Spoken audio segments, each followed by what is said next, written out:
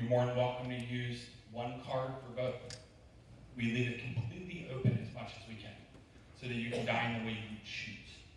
Our choice dining program really is about choice.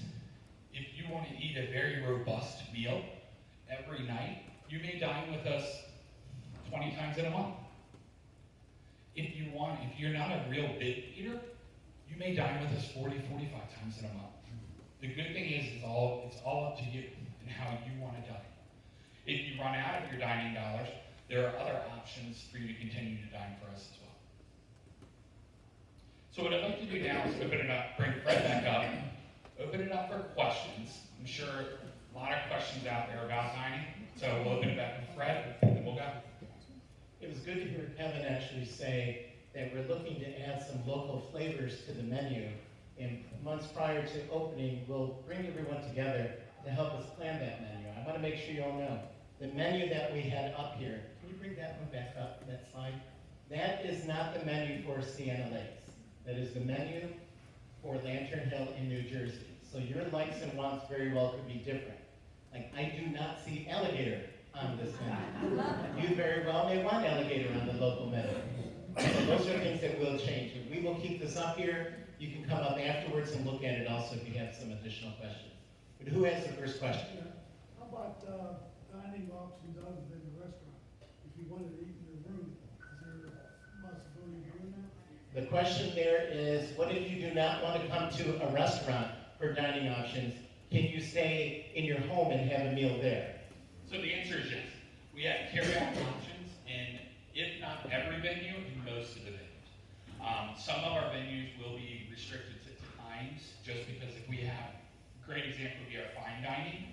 Typically, we don't let carry-out during that real busy time, but you'll be able to get carry-out during different times to take home if you would like. And our cafe, bistros, typically have carry-out all hours that they're open. That was my other question.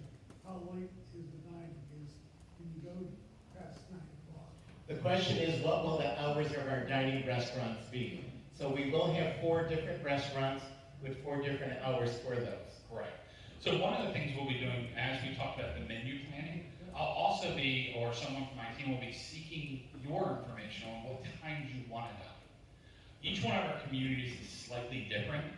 I can tell you that most of our communities, lunchtime is like 11 to 2, 11 to 3, depending on kind of what everybody wants to do. And then dinner can go anywhere from, we have communities as early as starting at 4 o'clock, and then we have ones ending at 8:30 is I think our latest. The good thing is it truly is up to you. If everyone tells me that we want to be open until 10 o'clock, and the participation shows that people are actually dining at 9 o'clock, 9:30, absolutely we'll stay open. Can you tell us a little bit about the recruiting process? You're going to open a new facility, especially for the kitchen. How are you going to go about that? Will you bring somebody from another location, for So example? the question there is about hiring staff to work in the restaurants and the kitchen. So we have multiple recruiting efforts.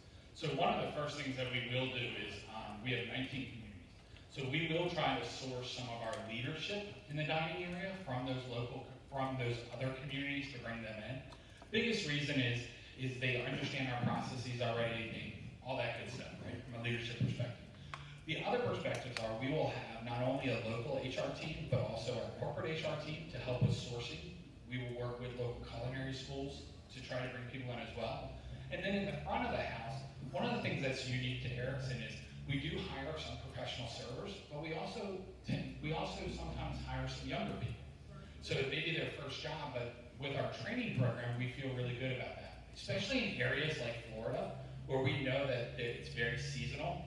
We want to make sure that we can capture people for not only the off season, because a lot of them will want to go to the other major restaurants during the season, but we want to get them so you can retain them. One of the things we've been successful with our other Florida community is getting people to stay with us because they don't want that up and down of the season where they're going to lose their job halfway through, the next month. So many people will stay with us. The other thing we do, especially in the front of the house, is we don't hire a whole lot of full-time servers. So let's just say if we needed 15 full-time servers to run our restaurant, we might hire 50 part-time servers. and have them work 2 to 3 days a week. And the reason we do that is exactly what you said, is being able to make sure that we have enough to work it on and off season. So that's how we plan to attack it. And I can tell you, in the sales office now, we have people walking in every day asking us, when are you going to be hiring? They're leaving us names, their applications already, the resumes. So people are very excited that we're coming to town because they've often heard about Erickson Living, or they have family or friends that live at other communities, or maybe had an opportunity of working at one of our campuses elsewhere. And as Kevin just mentioned, sometimes we hire when we were students working. Kevin, that we all know, Kevin Patterson, he's a great example of that, and started working at Riderwood Village when he was 16 years old, and worked there in high school and college, and has worked his way in our career here for 16 years. Who has another question? Yes. I'm just curious how this works money-wise, because I understand we get 26 meals, but I see you have prices on these. So does that determine how many meals you get? So the question there is back on the meal plan and the amount that you will have every month to use. So use question 26 meals. And I'm gonna let Kevin finish that because it's a little bit different than that. It could vary for everyone in here. So currently at many of our Erickson Living communities, we have a set number of meals residents can have. The meals are very defined. So it's one soup or salad, entree, dessert. It's very defined. And you can only use them, you're really only using them during dinner time, and they run out the same way. This is a different meal program that we run at our North Carolina, our New Jersey, and the rest of the Erickson population will be going to this meal plan in the next 2 years. What this does is we anticipate you'd be able to use about 26 meals a month, but it is truly up to the individual on how much you choose to eat. So 2 good examples. Lantern Hill, I have two different couples. Well, one is a single woman. She eats with us probably between 40 and 45 times a month. She's like a creature of habit. She eats a soup and salad every day for lunch, and she eats a quesadilla with it like a side item every night. So she's able to eat with us frequently. We have another couple who used to be a restaurateur, really enjoys cooking. They want to cook in their room. So when they eat with us, they get appetizers, soup, salad, steaks, dessert, drinks. They might eat with us 10 to 12 times because that's how they choose to eat with us. So it's not a matter of you're going to get 26 meals.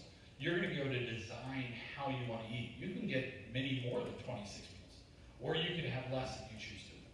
But it depends on the price and what you're paying. Yes. So good example here would be, so if you were to have like the chicken breast and artichokes and maybe a soup, okay, you're going to be able to eat many more times with us than if you get the beef short ribs for $20.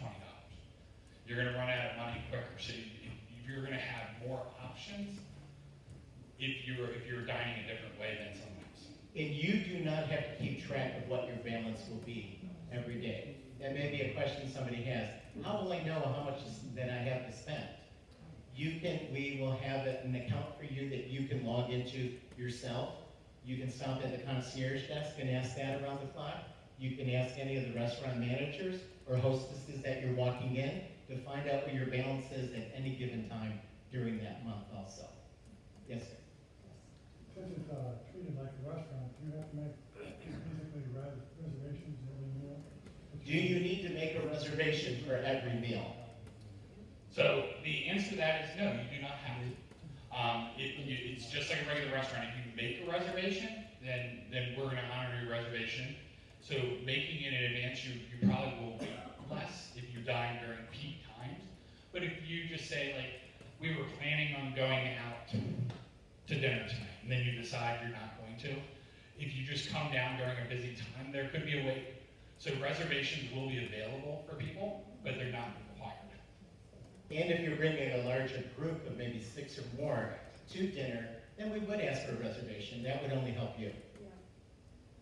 My question was, could you please address some of the methods that may become available for replenishing your credit if you find that you've eaten more elegantly during the month?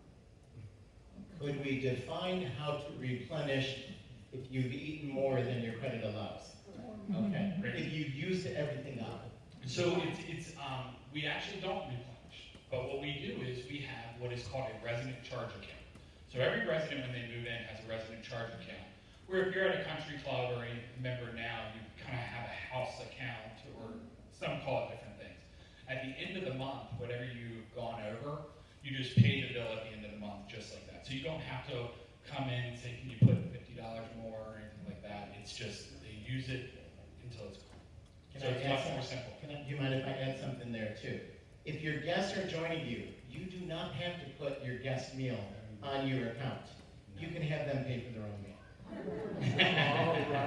All right. So much for being a guest.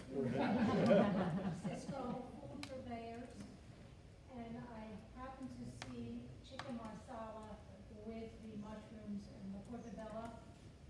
That's exactly what Cisco does have pre-prepared. So that if I were to order that chicken marsala, would I get it fresh from our chef, or would I get something from Cisco? So the question there is looking at some of the menu items. Is everything coming in from our suppliers already prepared, or are we cooking it fresh? Phil? As Kevin had touched on earlier, we are, I would have to say, about 98% from scratch kitchen. So we don't use those pre-prepared items. The chicken breast is coming, if you order the chicken, we have prepared the chicken. We've had to trim it out, clean it, prepare it, saute it, it's hand-floured, it's cooked to order, and then served. Mushrooms are cut fresh, get them in whole. We really try to really focus around what it means to prepare fresh food. So does that mean if we catch a gator out back, they're gonna cut it fresh for us? We I'm really stuck on this We gator. can talk about that. Gator wrestling first. Another question, I'm sorry. Let me get to somebody who hasn't had one yet. With regard to cocktails, say we have, guests, can we bring our own bottle of wine to dinner, or do we have to purchase? So the question there is using the meal credits that you have every month for liquor and wine, or can you also bring your own bottle of wine to dinner with you? So I want to be clear on this one. If I am here, as long as I can have a glass with you, then yes. I was gonna say, I like- a parking fee, but there is a tasting process. There's a tasting process, yes. So the answer is, yes, you will be able to bring in your own bottle of wine if you choose to. We will not have a corking fee, so we will not charge you to cork it, and you can enjoy it while you're in the restaurant. If you choose to purchase wine or alcohol or beer with us, as long as you're going to enjoy it with us in the restaurants, we're totally fine. But if you buy an entire bottle from us, we won't be able to have you leave with it. But individual glasses, absolutely. Okay, what will you be charging for an individual glass? What would the fee be for a glass of wine? So again, this is going to be one of those things during the menu planning that I'm going to work with all of you to determine. I'm going to work with all of you to determine. Thank you, Kevin. Oh, there it goes. It's working. I'm going to be working with all of you to determine what kind of alcohol, wine, beers that we're going to serve, and that will determine the pricing. But just we are typically slightly lower than what you would experience outside of the gates of the community. Good example would be is if I was going to have a $9 glass of wine at dinner tonight, that same glass of wine might be like $6.25 for us here on campus. So with alcohol and also with food, it's not a revenue generator for Erickson. It's a service we provide that we want to make sure that we are providing a fair price for the portioning and also the brand or the style we're providing. Thank you. With all the problems lately with pesticides, are you into organic? Are you getting organic vegetables and meats? Will we be using organic products? So straight organic, no.